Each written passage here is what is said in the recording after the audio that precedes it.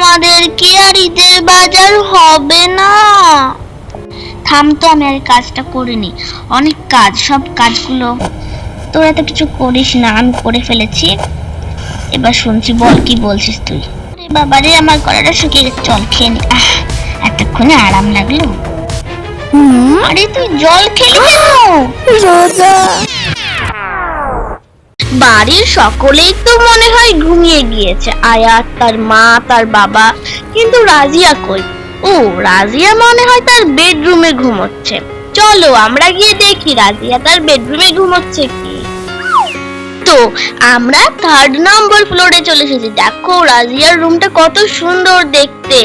তোমাদের মনে আছে এই আমি একটা ঘর ডেকোরেটিং করেছিলাম, বাড়িটা, হাউসটা, ওইটাই কিন্তু রাজিয়ারই রুম। দেখতেই পাচ্ছ, আমি রাজিয়ার জন্যই ডেকোরেট করেছিলাম, তখন বলতে ভুলে গিয়েছিলাম।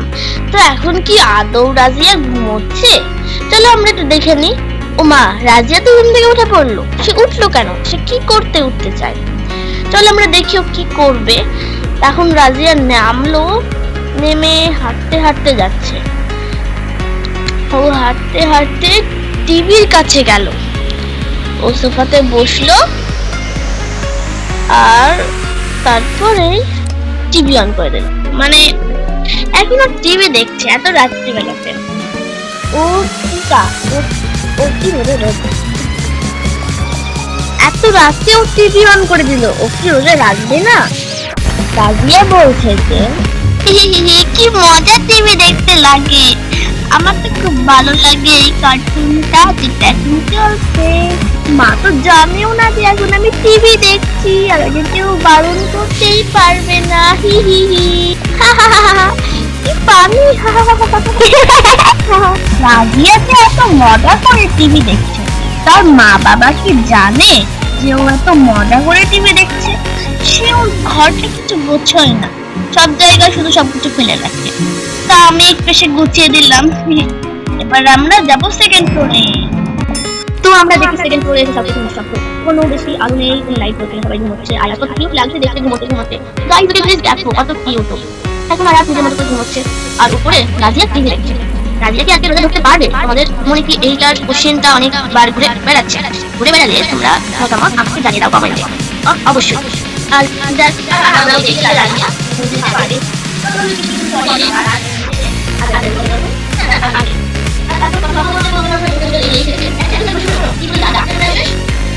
এখন সবাই ঘুম থেকে উঠুন, ঘুমানোর সময় শেষ। যদি রোজা রাখতে চান তাহলে উঠুন, সবাই রোজা রাখতে চাইলে সেহেরি খেতে। তাহলে হয়ে গেল। ও সেই খাওয়ার সময় তার মানে হয়ে গিয়েছে। যাই আমি কি হাত মুখটা ধুয়ে নিই। সবাই তখন ঘুমোচ্ছে, আমি ওয়াশরুমে গিয়ে হাত মুখটা ধুয়ে নিই।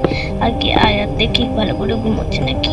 সোনা আয়াত সবসময় ভালো করেই ঘুমাবে। যাই, মনটা ভালো হয়ে গেল। এবার আমি যাই ওয়াশরুম। তো এখন রাজিয়ার মা ওয়াশরুমে গিয়ে হাত মুখ ধুচ্ছে। খুবই তো ঘুম আসছে, কিন্তু ঘুম হলে তো চলবে না। মুখটা ভালো করে ধুয়ে ফেলি, তাহলেই হয়ে যাবে। মুখটা মুছে ফেলি। তারপরে তার হাত মুখ ধোয়া হয়ে গেল। আর সে রুমালটা রেখে দিল তাও, আর তারপরে সে চলে গেল। এখন রাজিয়ার মা হাঁটতে হাঁটতে কিচেনের দিকে যাচ্ছে। দিকে যাচ্ছে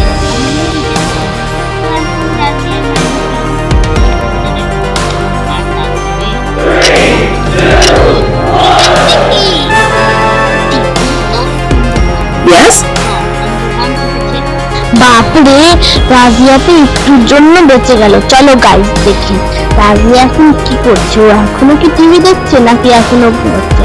চলো আমরা 3rd ফ্লোরের বাটনটা টিপে দিই। তাহলে এখনো টিভি চলছে, কিন্তু রাজিয়া তো ঘুমিয়ে গিয়েছে। চলো এবার আমরা রাজিয়াকে বেডে নিয়ে যাই। এটা আমরা চলো রাজিয়া বেডে চলো, তুমি ঘুমিয়ে গিয়েছো। রাজিয়া এখন হাই তুলতে তুলতে বেডের কাছে যাচ্ছে।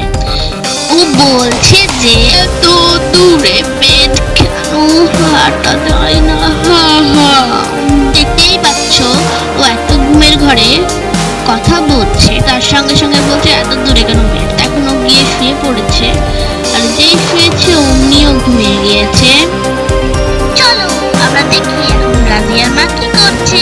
আর এখন রাজিয়ার মা হাঁটতে হাঁটতে কিচেনের দিকে চলে আসে, আর অমনি কারেন্ট চলে যায়।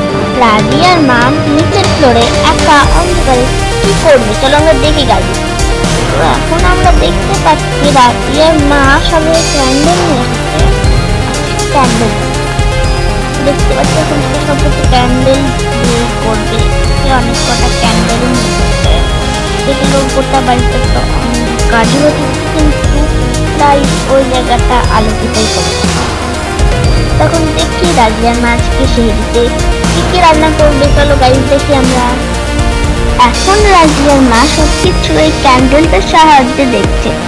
তিনি দেখতে পেলেন যে বেসিনে একটি থালা করে। তার তো মাথা একদম গরম হয়ে গিয়েছে। এখন সে বলছে যে ভালো লাগে না, আমি এখন তো কাজ করব, তাও এই কি করে রেখে দিচ্ছি। আমি তো এখন ক্লান্ত, আমার ভালো লাগছে না আর করতে।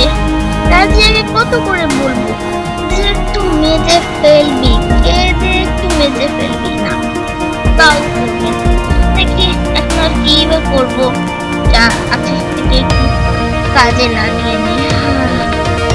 এখন রাজিয়ার মা ক্যান্ডেলটা রেখে ওই থালাটাকে ভালো করে ওয়াশ করে দিল, আর অমনি সে মেজে থেকে ওটাকে উপরে তুলে রেখে দিল। এখন সে ফ্রিজ খুলে দেখছে যে আজকে কি রান্না করা যায়। তো বলছে কিছু রান্না করার জন্য মনে হচ্ছে সবজি রান্না করবো। তাই জন্য সে নিয়ে নিল একটি শসাকে, আর তারপরে টমেটোকে নিয়ে সে টেবিলে রেখে দিল। সে ভালো করে দেখতে পাচ্ছে না বলে ক্যান্ডেলটা দেখে সাহায্য করতো। ক্যান্ডেলটা দিয়ে সে ভালো করে সবগুলো দেখতে পাচ্ছে, আর তারপরে সে এই ক্যান্ডেলটাকে নিয়ে নিল। এবার তার মনে হলো সব ঠিকঠাকই আছে, আর কিছু নেওয়ার দরকার নেই। তাই সে এখন এগুলোকে কাটার জন্য চাকু খুঁজছে। চাকু কোথাও খুঁজে পাচ্ছে না।